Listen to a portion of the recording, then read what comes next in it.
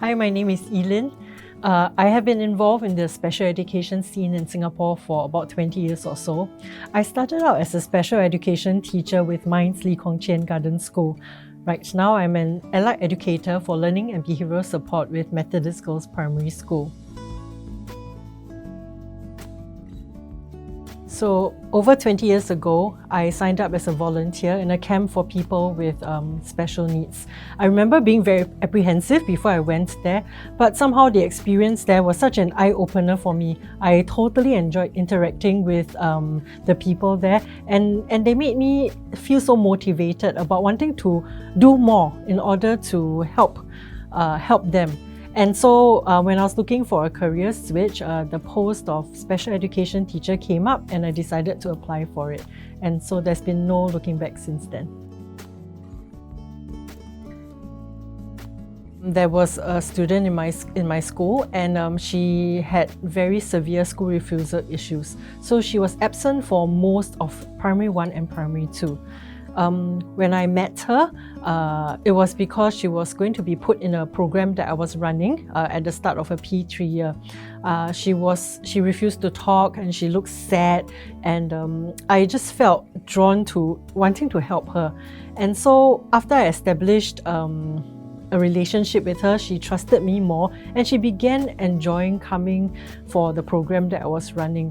She was academically lagging very far behind her peers, but with her constant hard work and my motivation, she worked really hard. And I remember that 1 year later, after the exams, she came running towards me with her exam script in her hands, and she was beaming from year to year. And the first thing she said when she reached me was, "I passed." And that was the first time she had ever passed anything at all since the start of primary school. And I remember that moment to this day. There are many lessons that my students have taught me over the years, but I would say that one of them would really be to be able to love them unconditionally. Sometimes it's difficult to love certain people you work with, especially when they are so resistant to your efforts.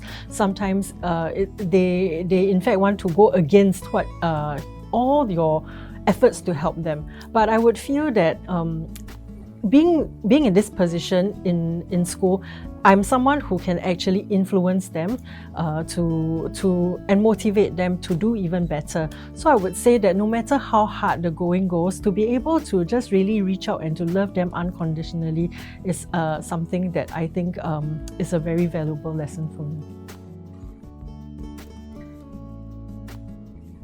Every pupil that I meet and work with is different. They are all unique in their ways. So it's very important for me to get to know each one on an individual level. And when I plan my lessons with them, I make sure it's packed according to their level, to what they can assess easily and understand easily. It has to not be in a huge chunk, but it has to be in small, meaningful amounts so that they are able to really learn what it is that I want to teach them and to retain the information as well. I would say that one of the challenges that I face is actually managing the expectations of my students' parents. I think every parent just wants their child to do well. And so I remember when I was in the special schools, the question that most of the parents would ask me would be, can my child go to a mainstream school? And it's quite heartbreaking sometimes when you have to explain, why it is that their child has to be placed in a special education school.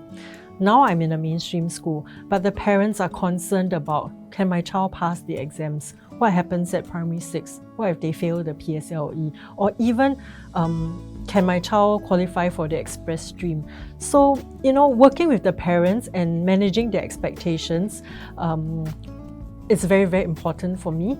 And I also regularly remind the parents that we have to celebrate every small success or improvement that their child makes. And I think it really helps that way when they see it in that light. And together we feel happy when a child passes. We are not just concerned about chasing that high mark, but instead, we celebrate, oh, you have passed now, and let's motivate and push them to do just a bit better each time.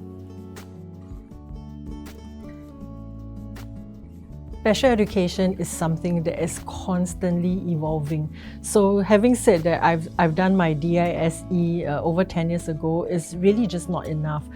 So there has to be a lot of initiative on my part to read journal articles, to borrow literature from the library, to have frequent discussions with people in the fraternity as well.